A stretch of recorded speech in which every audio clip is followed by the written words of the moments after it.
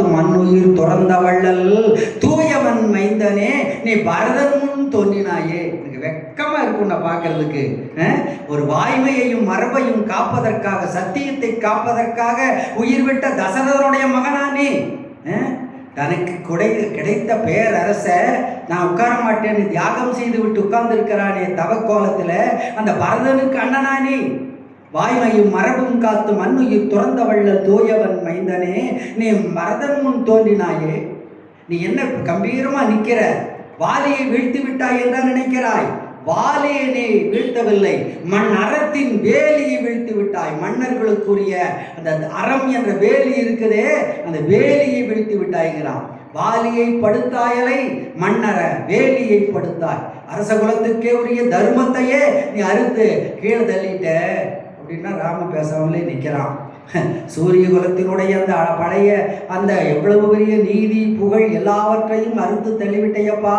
சூரிய குலத்துக்குத்தான் உலகத்திலேயே தனிப்பட்ட ஒரு அறம் சொந்தமாக இருந்ததே, அதுவெல்லாம் போய்விட்டதுன்னா ராமன் முகத்தை பார்த்து அடுத்து அவனாலதான் வாலி கடைசியில் உயர்ந்து நிற்க போறான். ஓ எனக்கு புரிகிறது ராமா, எனக்கு புரிகிறது. நீ இந்த மாதிரி காரியமெல்லாம் பண்ணாதவன் தான் பண்ண மாட்ட. உனக்கு இப்போது பைத்தியம் பிடித்து விட்டது.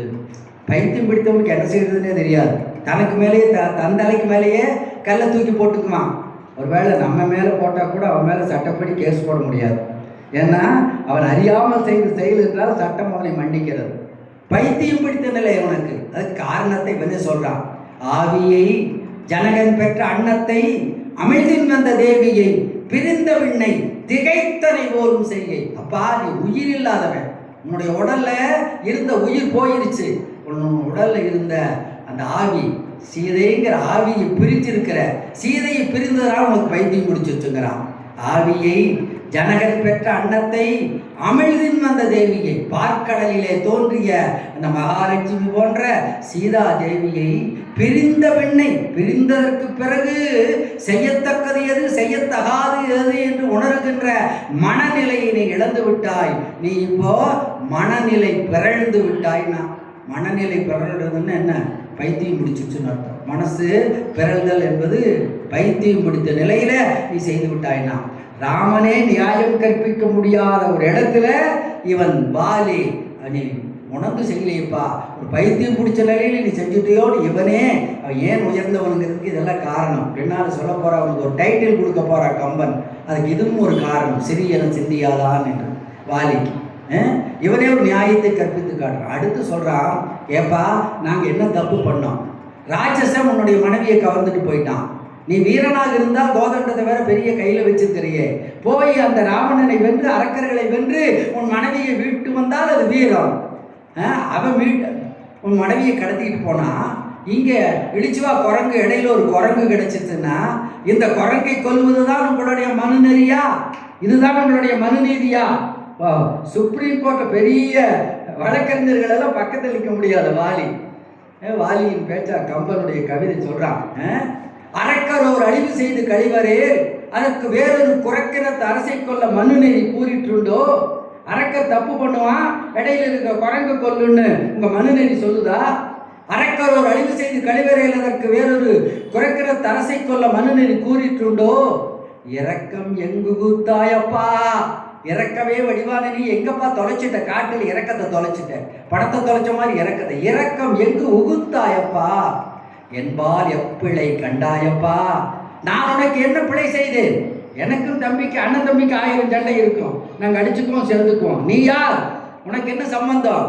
என்ன கோசல நாட்டு பிரதேசமா, கங்கை கரையா? உனக்கு என்னங்க? அப்பா வாலிக்கு தனியாக 2-3 நாள் பேசணும். அரக்கரோர் அழிவு செய்து கழிவறையில் அதற்கு வேறொரு குரக்கணத்து அரசை கொள்ளும் மனுநெறி கூறிட்டுண்டோ. இரக்கம் எங்கு ஊத்தாய் என்பால் எப்பிழை கண்டாயப்பா. பறக்களி இது நீ பூண்டால் புகழையார் பாரிக்கற்பாதர். ராமா நீயே இப்படிப்பட்ட பழிகளை செய்தால், தப்பவர்களை செய்தால் இந்த உலகத்தில் புகழுக்குரிய செயல்களை வேறு யார் செய்வார்கள்? நீ புகழுக்குரிய செயல்களை செய்ய வேண்டுவே. நீயே இப்படி பழியை செஞ்சீங்கன்னா யார் இந்த உலகத்தில் புகழுக்குரியவர்களாக செயல்களை செய்வது அப்படின்னு கேட்டான். அடுத்து கேட்கிறான், வீரம் அன்று கொன்னுட்ட விழுந்து சாக போற, வீரத்தால் வீழ்த்தி விட்டாய் என்றா நினைக்கிறாய்? வீரத்தால் நீ வீழ்த்தவில்லை. வீரம் அன்று என்னை வீழ்த்தி இதனுடைய வீரம் அல்ல, மறைஞ்சு நின்று போட்டுட்ட. எதுக்காக வந்திருந்தா தானே தெரியும். வீரம் அன்று, விதி அன்று, மெய்மையின் பாரம் அன்று, நின் மன்னனுக்கு என்னோட பாரம் அன்று, பகையன்று, பண்படிந்து ஈரமின்றி இதயம் செய்தவாரோ. கொஞ்சம் கூட நெஞ்சில் ஈரம் இல்லாமல் இரக்கம் இல்லாமல் இப்படி ஒரு செயலை செய்து விட்டாயே. கேட்கிறேன் பாருங்க. வீரம் இல்லை, இது விதிய உன் கையால சாப்பிடுறது விதி இல்லை, இது பண்பல்ல, இது கல்வி அல்ல, உயர் குடி பிறப்பு பிறந்தவன் செய்கின்ற வேலை அல்ல. அடுக்கிறான். எல்லாம் கேட்டுட்டு நேரம் இல்லை ராமன் சரியா இத்தனைக்கும் சேர்ந்து ஒரே பதில் சொல்லுகிறான். வாலி என்ன சொன்னாய்? உன்னை கொன்றது வீரம் அன்று என்கின்றாய், என் கையாலே சாக வேண்டும் என்று உனக்கு விதி இல்லை என்கின்றாய், உன்னுடல் எனக்கு பாரம் இல்லை என்கின்றாய், இது மெய்ஞான கல்வி வழி அல்ல என்கின்றாய், உனக்கும் எனக்கும் பகையில்லை இல்லை என்கின்றாய், இது பண்புகிட்ட செயல் என்று சொல்லுகிறாய். கடைசியில் என்ன சொன்னாய்?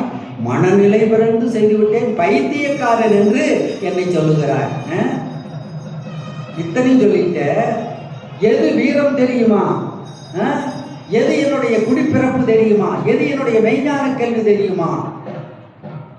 ஆதரவற்றவர்களையும் எளியோரையும் வலியோரிடமிருந்து காப்பதுதான் என்னுடைய வீரம், என்னுடைய ஈரம், என்னுடைய குடிப்பிறப்பு. அதுதான் நான் கற்ற மெய்ஞான கல்வி. எளியோரையும் ஆதரவற்றவர்களையும் வலியோரிடமிருந்து காப்பதுதான் என்னுடைய ஈரம், வீரம், குடிப்பிறப்பு, கல்வி எல்லாம் ஒரு வார்த்தையில் அடிச்சிருச்சிட்டான்.